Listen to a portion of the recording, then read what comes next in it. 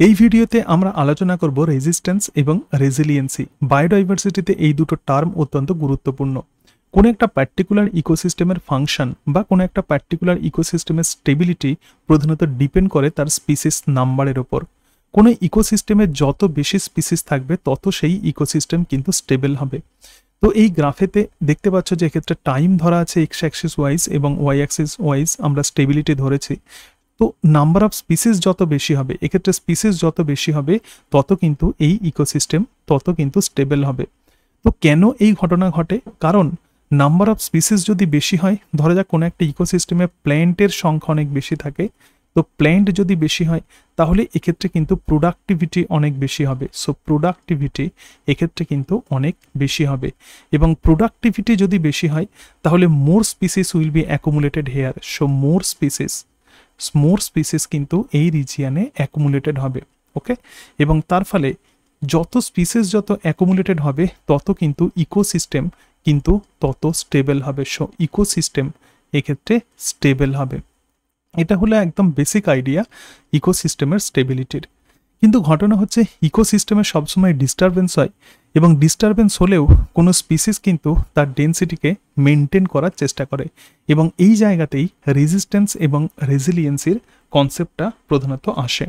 এবারে আরও একটা গ্রাফের সাহায্যে আমরা বোঝার চেষ্টা করব যে রেজিস্ট্যান্স এবং রেজিলিয়েন্সির মধ্যে প্রকৃতপক্ষে কী সম্পর্ক। দেখো, এই যে গ্রাফ আছে, তো এই গ্রাফে এক্স অ্যাক্সিস ওয়াইজ আমরা ধরছি টাইম, এবং ওয়াই অ্যাক্সিস ওয়াইজ যদি আমরা ধরি ইকোসিস্টেমের ফাংশন বা স্টেবিলিটি। সো এক্ষেত্রে ইকোসিস্টেম ফাংশন আমরা ধরে নিচ্ছি, ইকোসিস্টেম ফাংশন, রাইট। আমরা প্রথমেই যেটা দেখলাম, একটা ইকোসিস্টেমে যত স্পিসিস থাকবে তত সেই ইকোসিস্টেম কিন্তু স্টেবল হবে। ধরা যাক এই ইকোসিস্টেমে একটা পার্টিকুলার সময়ে প্রধানত স্টেবল আছে, তাহলে এক্ষেত্রে স্পিসিস কিন্তু এক্ষেত্রে অনেক তার ডেন্সিটি অনেক বেশি আছে, এবং তার ফলে এই জায়গাতে কিন্তু আমরা দেখতে পাচ্ছি যে একটা স্টেবিলিটি আমরা ইকোসিস্টেমে দেখতে পাচ্ছি। সুতরাং এই জায়গাকে আমরা বলবো নর্মাল স্টেবিলিটি। এক্ষেত্রে আমরা এটাকে বলছি নর্মাল স্টেবিলিটি, কারণ এক্ষেত্রে কিন্তু এই গ্রাফ কখনো নিচে নামছে না বা উপরে উঠছে না, তাহলে নর্মাল স্টেবিলিটি ইকোসিস্টেমে মেনটেন্ড হচ্ছে। কিন্তু হঠাৎ করে যদি এখানে কোনো রকম ডিস্টারবেন্স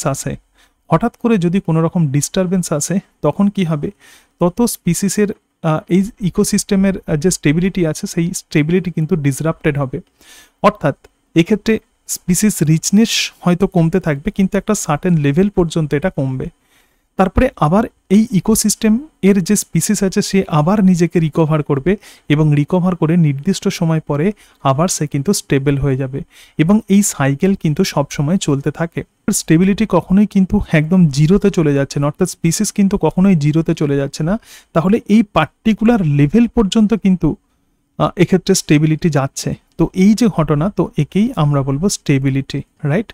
এটা কিন্তু অনেক নিচে যদি যায় তাহলে স্টেবিলিটি তখন কিন্তু আরও এক্ষেত্রে বেড়ে যাবে ইকোসিস্টেমের, কিন্তু কখনোই কোনো একটা পার্টিকুলার ইকোসিস্টেম অনেকটা লোয়ার লেভেলে কিন্তু এই যে ভ্যারিয়েশন যেটা হচ্ছে সেটাকে যেতে দেয় না।